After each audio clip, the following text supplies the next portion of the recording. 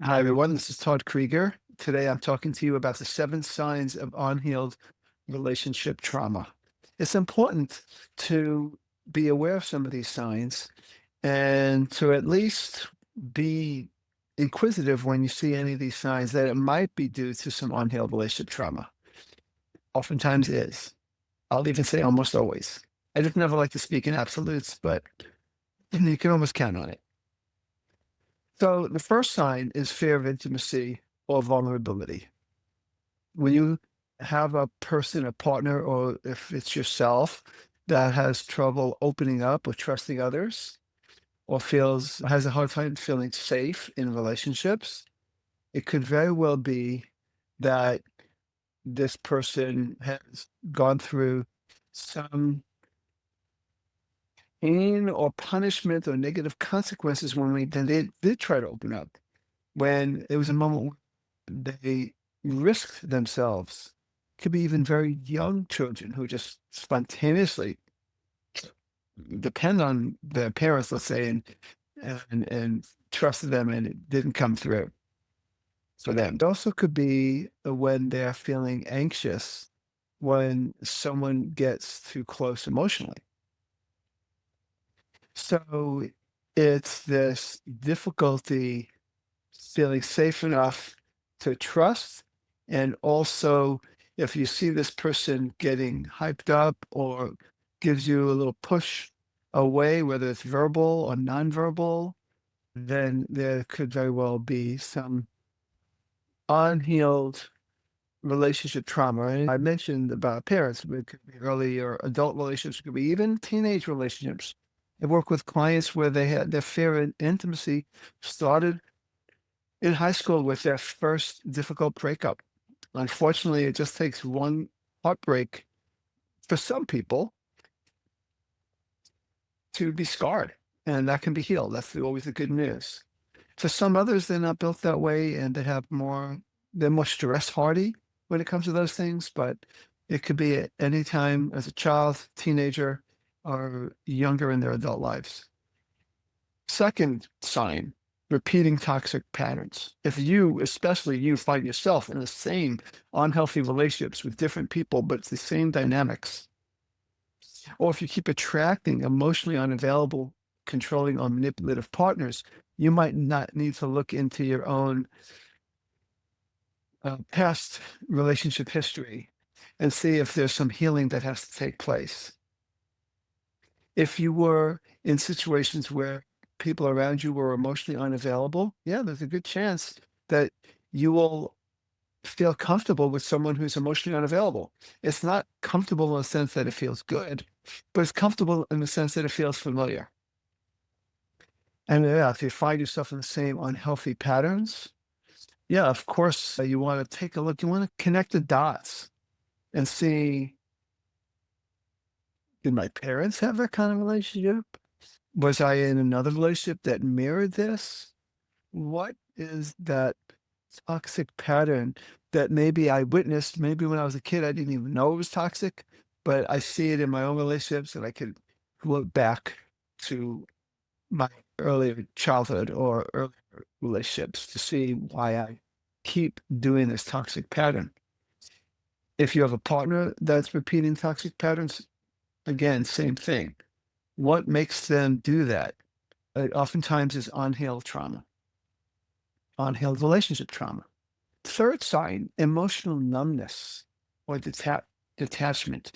Again, if you feel disconnected from your emotions or you're avoiding deep feelings, especially when you're in a relationship with someone who is asking for that, when you suddenly engage in a challenging conversation and you just might feel detached from yourself or detached from your partner, detached even from your surroundings, there's certain kind of dissociation that can take place. There's the good chance that there was some unhealed relationship trauma. On the same note, if you struggle to express love and affection or excitement, again, that's a parallel to this feeling disconnected. You struggle to express it again, it might be a way to detach. Why do people detach? It's all for protection. We protect ourselves because at some point when we counted on someone or some person that was going to come through for us, we hoped, and they didn't. We learned to develop these walls around us.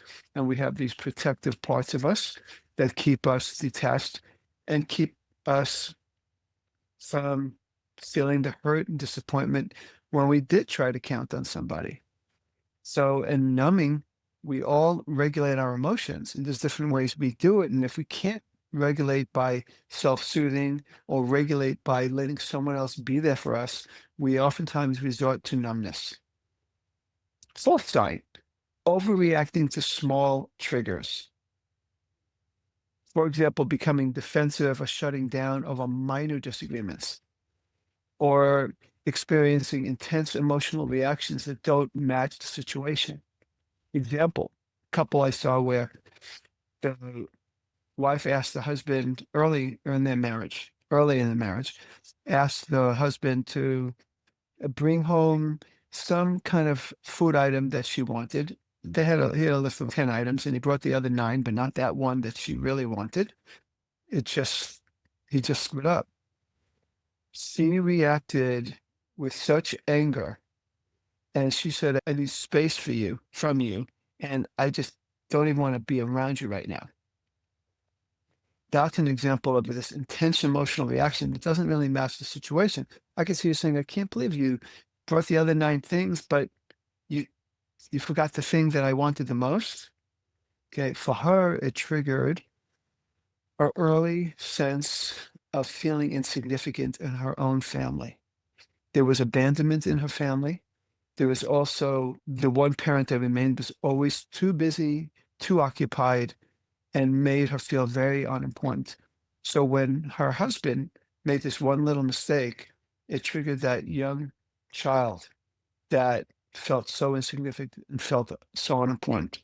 Fifth, self-sabotage in relationships. For example, pushing away people who treat you well due to fear of being hurt, or creating unnecessary conflict, or withdrawing when things feel too good. I've had, because I do a lot of work as many healing, helping couples heal from infidelity, I have had many times when the infidelity happened, when the couple was doing their best. Why? It's oftentimes because they had a difficult history in relationships, whether it's childhood or adolescence or younger adulthood. And now that things are going well and that he's feeling really close, he or she, it triggers this protective mechanism. These are all protective mechanisms. And this is to screw this up by having an affair. That's one of the things that I've seen.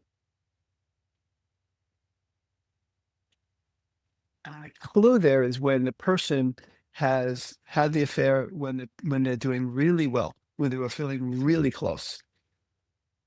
Or like I said, just typically pushing people away who treat you well. Why? Because you're not comfortable with it. People that you were close to before didn't treat you well. And then maybe there's something called trauma bonding, where you bond as a reactivation of the trauma. But when you have someone who treats you well and it's not trauma based, you're not comfortable with it. You don't know what it's like. So you sabotage it.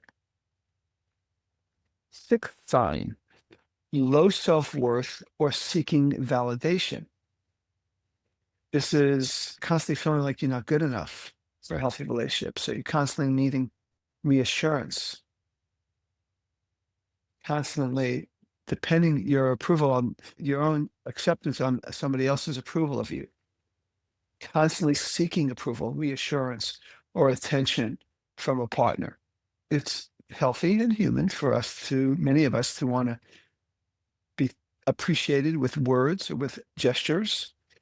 And that's healthy. But when it's constant or extreme, or the person, I'm thinking of a situation where there's a couple and he was so in love with her, and then they had a baby, and she really had both of them had to, but he was working, but he was at home. She really had to focus on that child. And even when he got home from work, it wasn't all about him. And was, he got depressed, he got anxious, and we traced that back to feeling so critical of himself because of how his dad treated him as a child and as a teenager. And so he was constantly seeking approval. This is a person who treated him great, made him feel like he was wonderful again. But as soon as her attention had to go to a young little baby, he couldn't regulate himself. And so the work I did with him was to treat, part of the work I did with him was to treat the trauma of his critical father, some of the words he used, some of the ways he made him feel that he wasn't good enough. And the seventh sign that I'll talk about is hyperindependence or codependence. Right? So hyperindependence is either refusing help, thinking that everyone's got to be independent, or feeling like you've got to handle everything alone. And we talk about hyperindependence. Or, on the other hand, feeling unable to function without constant support from the partner. It could be an excess in dependency or an excess of independence. And a healthy relationship is when there's somewhat of a balance between being independent and healthily dependent. And healthy dependence, like, it's important to be able to count on someone. So people that are hyper independent, they have this extreme, what you could say, an avoidance attachment style. Oftentimes you could trace it back to some relationship trauma, oftentimes when they were younger, when they were left to deal with their pain on their own. And that's what they learned. And they don't trust. And they don't even allow themselves for a moment of letting someone else support them. Or on the other time, and the constant support, constant needing to float with that person together. Let's just always be together. And if you go out for the evening with your friends, I have high anxiety and I text you and I'm asking you to text me. And if you don't, I'm really upset. So those are also signs. In this case, a person might have had more of the avoidant, not avoidance, the ambivalent attachment style, where maybe there's a parent that was there sometimes intensely, but then totally not there. So very unreliable, very inconsistent, maybe had an alcohol problem, and when they were sober, they were there. And then when they under the influence of alcohol or drugs or whatever, they weren't there. And so this an inability to just manage separation. They aren't able to feel like you love me when I'm separate from you, when you're away from me. And so needing that constant reassurance. If any of these seven signs resonate with you, just know that healing is possible with self-awareness and therapy. And I am definitely a facilitator of that change. And I love that part of what I did. So that I'm always looking for past relationship trauma and present, here and now, intimate relationships, because the past always plays a part. It really does. It really does. So it's always important to look for those kinds of patterns. And those seven signs, I think, are good signposts for that. So thanks for listening. This is Todd Creager, making the world safe for love.